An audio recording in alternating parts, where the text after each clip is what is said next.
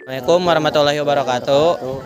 Sebelumnya izin memperkenalkan diri, kami dari kelompok 3. Di sini saya Muhammad Padilla. Saya sebagai programmer. Izin memperkenalkan diri, nama saya Damalik, saya sebagai penganalisis kasus. Izin memperkenalkan diri, nama saya Nabila Ramadhani sebagai pendesainer form. Izin memperkenalkan diri, nama saya Salma Anindita, saya sebagai perancang database sistem penyimpanan data barang. Pada kesempatan kali ini, saya akan menjelaskan tentang sistem pendataan barang. Kami memilih sistem pendataan barang supaya data-data yang ada dapat terkelompokkan dengan baik dan meminimalisir kesalahan data. Sekian perkenalan dari kami. Selanjutnya akan diarahkan kepada codingan.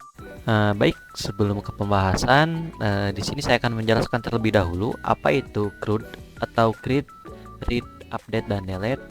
CRUD merupakan sebuah aksi di mana kita itu akan membuat, membaca, memperbarui, dan menghapus data yang ada pada database.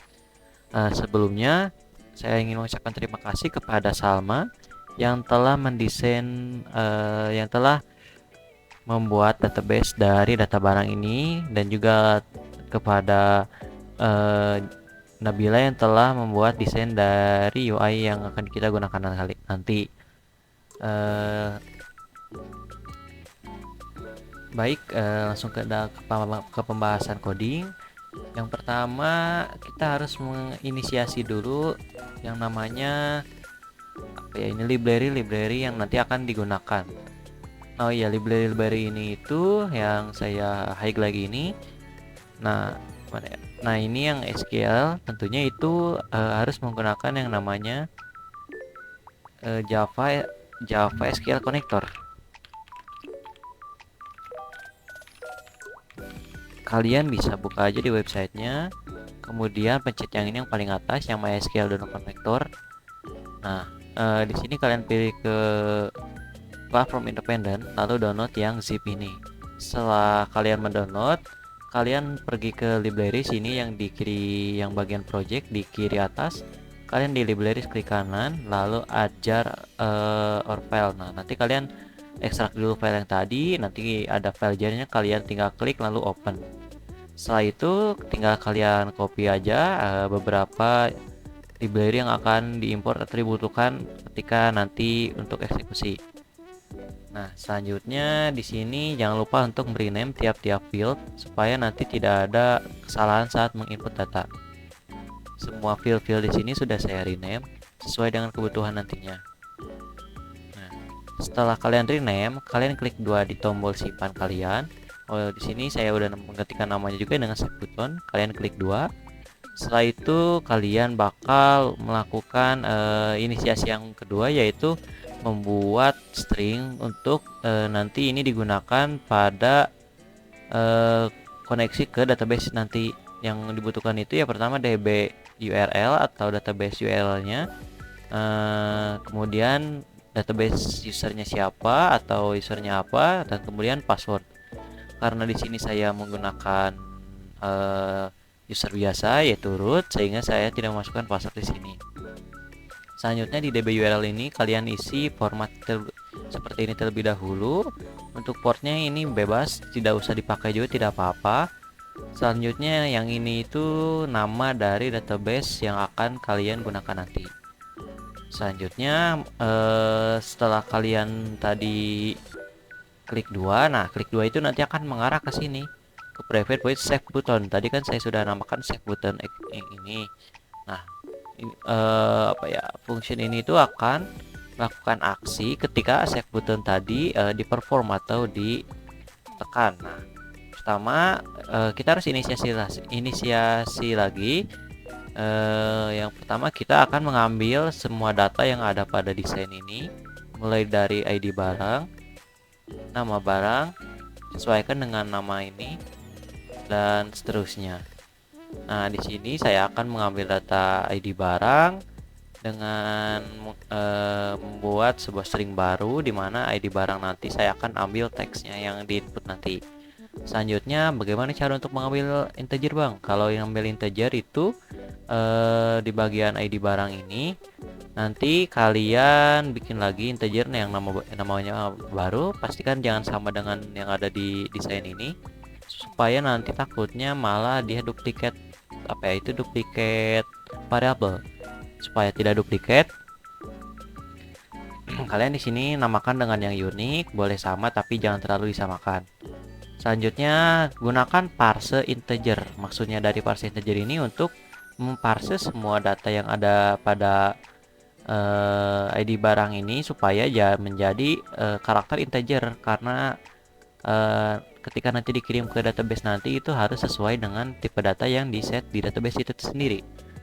Selanjutnya, setelah itu kita sama yang lain inisiasi lagi string yang lain, karena string yang lain itu dia bersifatnya integer. Maksudnya sifatnya karena dia varchar, maka otomatis itu hanya disimpan di varchar saja. Nah, untuk harga barang di sini saya kan membuatnya pakai float, sama seperti parse integer, cuman kalau ini parse float.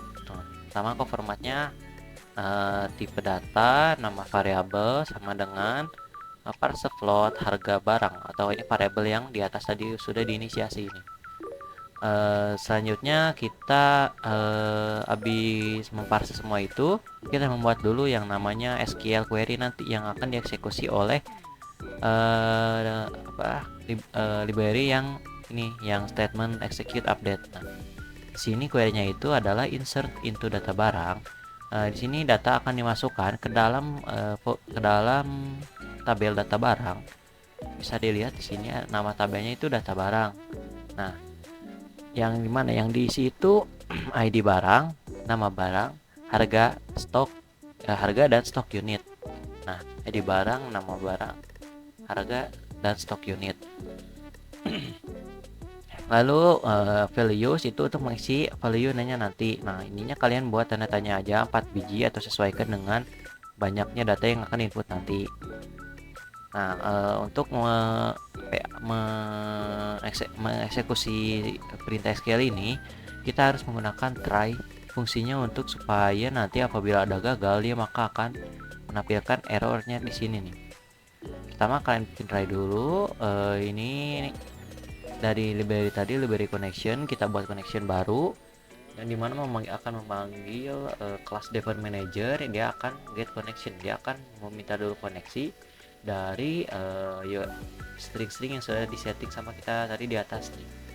Dia akan meminta dari localhost, database penataan barang, usernya root, dan passwordnya tidak ada. Selanjutnya ketika sudah dapat koneksinya, maka akan diteruskan oleh prepare statement. Nah, prepare statement ini akan melakukan koneksi si driver manager ini dengan si SQL ini yang nantinya akan dieksekusi. Nah, selanjutnya statement ini kita harus setting dulu semuanya.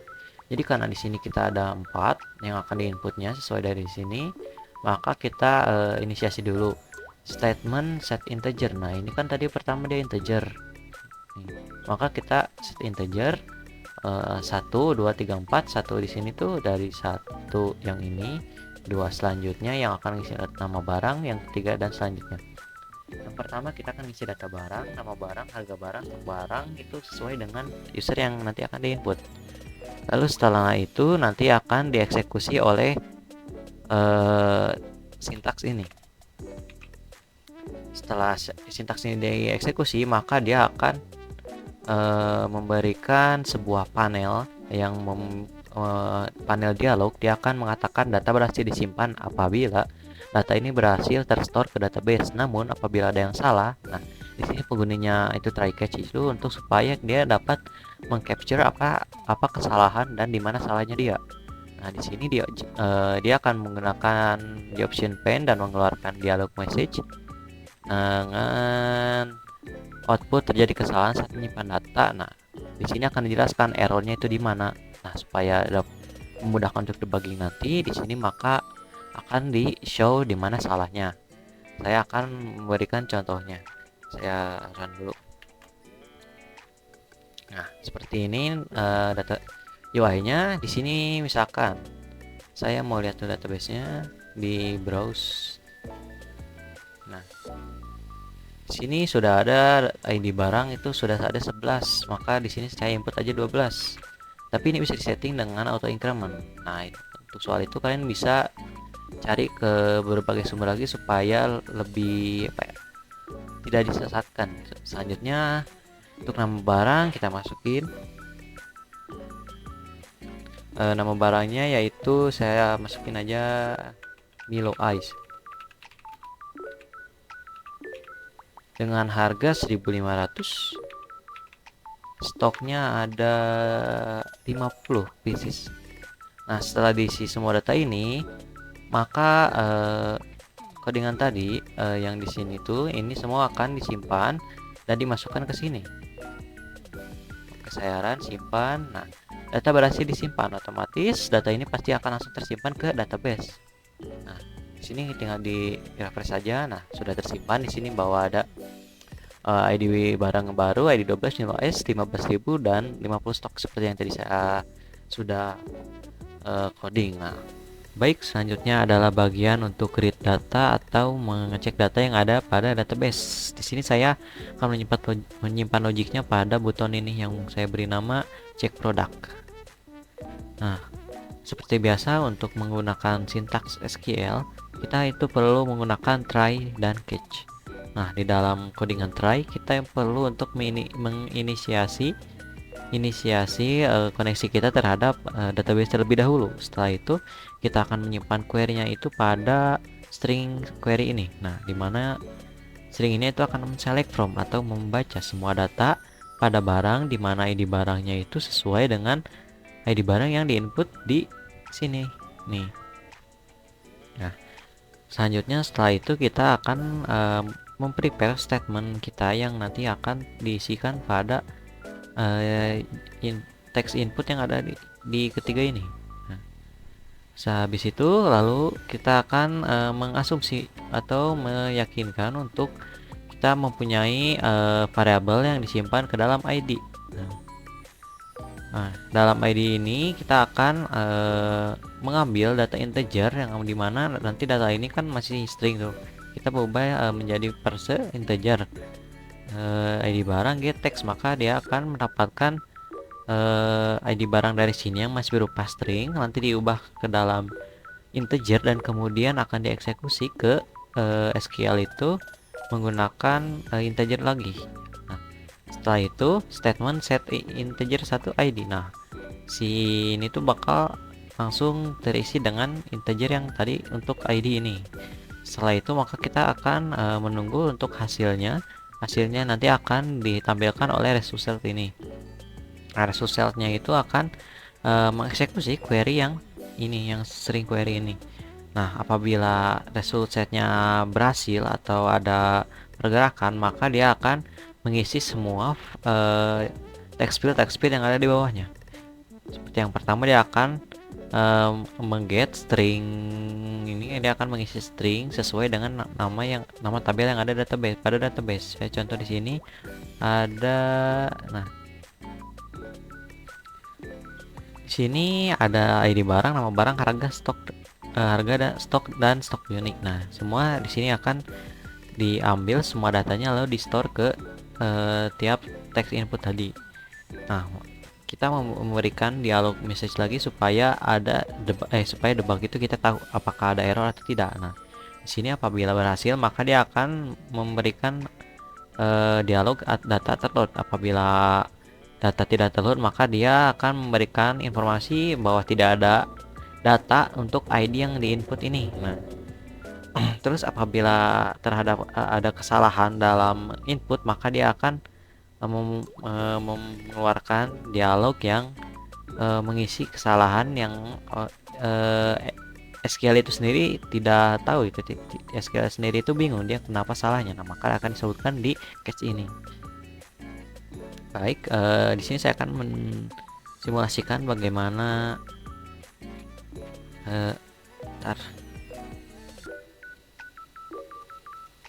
saya di sini akan mensimulasikan bagaimana kerjanya ya.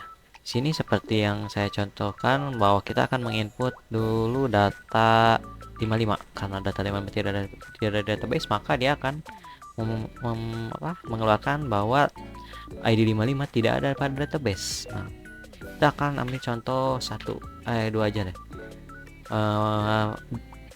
Produk ID 2 itu ada pada database. Nah, ini dia Fruity 200 ml.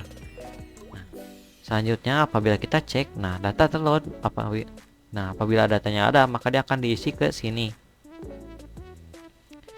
Nah, selanjutnya itu kita sekalian di sini sekalian update. Setelah ini di read, maka kita akan masuk ke mengupdate ini. Nah, codingan yang tadi saya gunakan untuk create itu saya modif lagi. Nah, ini di sini. Sama seperti logic yang tadi, apabila dia salah itu delete. Nah, sama seperti yang tadi, dia akan mengecek apakah ID barang sudah ada enggak atau tidak dengan menggunakan select count, di mana dia akan select data yang ada pada data barang ini ada atau tidaknya. Seperti biasa, ini akan untuk meminta koneksi pada database. Setelah itu kita akan mengeksekusi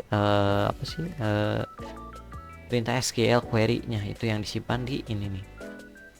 Nah, setelah itu query akan dieksekusi oleh sintak ini. Kemudian apabila ada respon atau responnya kode 1 dari si websitenya, maka kemudian dia akan melanjutkan ke bawah dan di sini itu maksudnya jadi ada 2 syarat. Apabila return 1 dan juga integernya ada gitu, maka dia akan melakukan update pada data. Nah, dia akan mengisi update pada data yang diinput tadi pada ini. Selanjutnya itu ada di else. Nah, sini tuh dia akan apabila kedua ini tidak terpenuhi, dia kode 1 cuman dia waktu mengecek integer ini, dia itu menemukan bahwa integer yang diinput tadi itu tidak ada, otomatis belum ada data yang menggunakan ID tersebut, maka dia akan mengganti sintaks menjadi insert into, sehingga data tersebut akan dimasukkan sebagai data baru. Di sini saya akan contohkan. Ketika barang tadi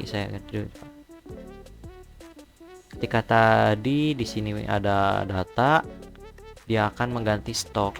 Nah, karena di sini kan ada data tuh ID barang 3, maka dia apabila disimpan, dia akan data berhasil diperbarui. Berbeda lagi dengan apabila datanya 13, 14 aja deh. Nah, ini juga hapus semua soalnya gak usah, ya udah hapus aja. Kita barangnya ganti sama coki-coki.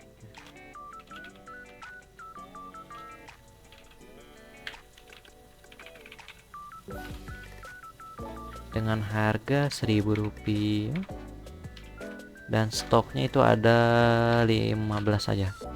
Nah, karena di database ID 14 itu belum ada, maka otomatis dia akan mengeksekusi perintah SQL yang ada di bawahnya, karena dia tidak memenuhi syarat yang ini.